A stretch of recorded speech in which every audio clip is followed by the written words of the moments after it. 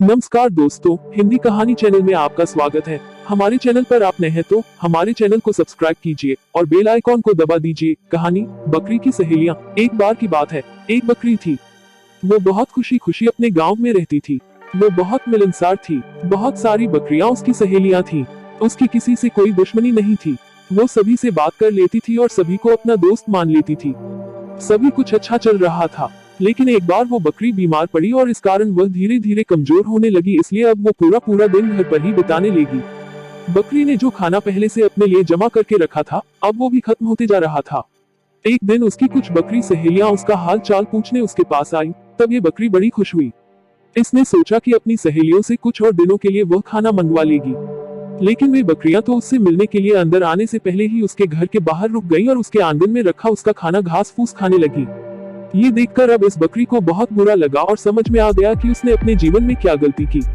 अब वो सोचने लगी कि काश हर किसी को अपने जीवन का हिस्सा व दोस्त बनाने से पहले उसने उन्हें थोड़ा परख लिया होता है, तो अब इस बीमारी में उसकी मदद के लिए कोई तो होता। कहानी नंबर 2, बुद्धि का महत्व। एक बुद्धिमान राजा था। उसका काफी बड़ा साम्राज्य था। उसके राज्य में प्रजा हर तरह से खुशहाल थी। राजा को अपने उत्तराधिकारी की तलाश थी। उसके 3 बेटे थे। राजा इस पुरानी परंपरा को नहीं निभाना चाहता था कि सबसे बड़े बेटे को ही गद्दी पर बिठाया जाए। वह सबसे बुद्धिमान और काबिल बेटे को सत्ता सौंपना चाहता था। इसलिए राजा ने उत्तराधिकारी के लिए तीनों की परीक्षा लेने का फैसला किया। राजा ने तीनों बेटों को अलग अलग दिशाओं में भेजा। उसने हर बेटे को सोने का एक एक सिक्का देते हुए कहा कि वे इसे ऐसी चीज खरीदे जो पुराने महल को भर दे। पहले बेटे ने सोचा कि पिता तो सठिया चुके हैं, इस थोड़े से पैसे से इस महल को किसी चीज से कैसे भरा जा सकता है। इसलिए वह एक मैखाने में गया, शराब पी और सारा पैसा खर्च डाला। राजा के दूसरे बेटे ने इससे भी आगे सोचा। वह इस नतीजे पर पहुंचा कि शहर में सबसे सस्ता तो कूड़ा कचरा ही है। इसलिए उसने महल को कचरे से भर दिया। तीसरे बेटे ने 2 दिन तक इस पर चिंतन मनन किया कि महल को सिर्फ एक सिक्के से कैसे भरा जा सकता है। वह वाकई कुछ ऐसा करना चाहता था जिससे पिता की उम्मीद पूरी होती हो। उसने मोमबत्तियां और लोबान की बत्तियां खरीदी और फिर पूरे महल को रोशनी और सुगंध से भर दिया।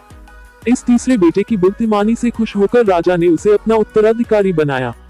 कहानी नंबर 3, एक मोटा राजा की कहानी। इलाज। एक राजा मोटापा बढ़ने की वजह से बीमार पड़ गया। डॉक्टरों ने उसे सलाह दी कि वह खाना कम कर दे तो मोटापा घट सकता है। डॉक्टरों की इस सलाह से राजा गुस्सा हो गया। राजा ने ऐलान किया कि जो भी उसका अच्छा इलाज करेगा उसे बड़ा इनाम दिया जाएगा। लेकिन इसमें एक शर्त थी, जो भी इस कार्य में सफल न रहेगा उसका सिर कलम कर दिया जाएगा। ज्योतिषियों ने भविष्यवाणी की कि राजा का जीवन अब 1 महीने का और बचा है। यह जानकर राजा डर गया और परेशान रहने लगा। जिस ज्योतिषी ने यह भविष्यवाणी की थी उसे महीने भर के लिए जेल में डाल दिया गया ताकि यह देखा जा सके कि उसकी भविष्यवाणी में कितना दम है। राजा बहुत डरा हुआ था। उसने खाना पीना भी बहुत कम कर दिया और महीने भर के भीतर ही उसका वजन काफी गिर गया। इसके बाद राजा ने जेल से ज्योतिषी को बुलाया और कहा, आप क्यों नहीं मुझे तुम्हारा सिर कलम कर देना चाहिए।